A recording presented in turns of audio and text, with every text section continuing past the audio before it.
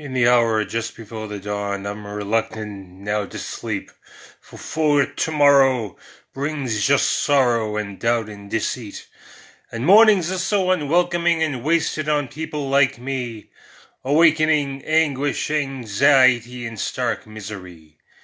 And when I open my eyes, and my soul unfolds, revealing bleak despair, and wishing that I were aloof and just did not care, her outline glides before my eyes while my lids are tightly closed, in a graceful pose with lovely clothes and their passions exposed.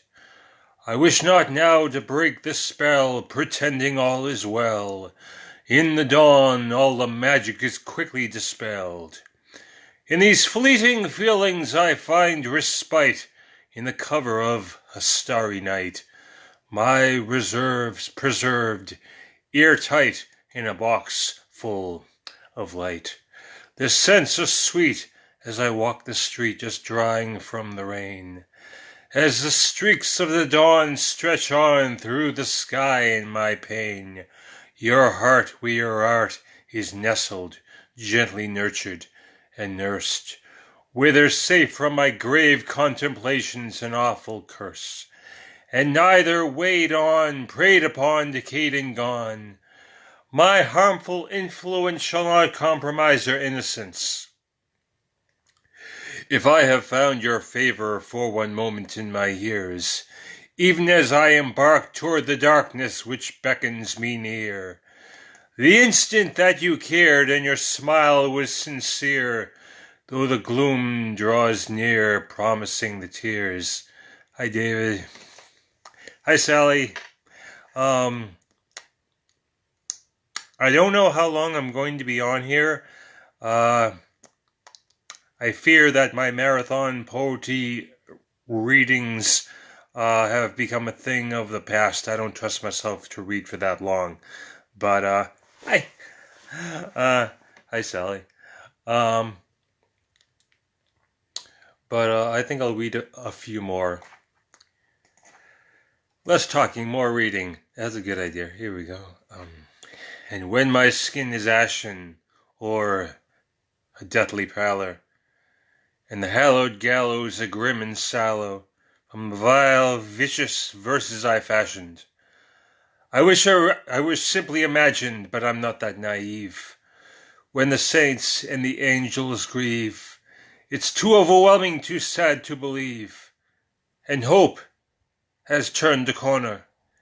Into these contented rooms I am a foreigner, hospitable houses and the welcoming hands, and loving gestures I shall never understand. Leave me in the hands of the coroner. Explain it away as plainly as you can, but only as much as your heart can withstand. In details revealed but gradually, lest you become a casualty, lest you succumb to the same despair and decay. Just wait until I'm taken away. There's nothing useful to say and no reason to pray. The spirit is lapsed and the soul swept away, a body dissolved to a pillar of salt. No point speculating who's been at fault, when the others have wept and subsequently left, and your spirit is bereft, and you crave for comfort and closure. In private you break your composure. In the throes of some cathartic moan, tears spill in the moments alone. It's Snoopy! I'm cracking up. I love it. Each dreamy desire so gently implied, what girlish indulgence have I denied? I would forfeit a fortune just to furnish your fancies with the fragrance of mint and fermented candies. But what have I left you of permanence? And what lasting impression and consequence? An emptiness not furnished yet in rancid realms of raw regret. But what have I left you in swelling supply? A hatred so heavy it will never die. It will neither succumb nor slowly subside.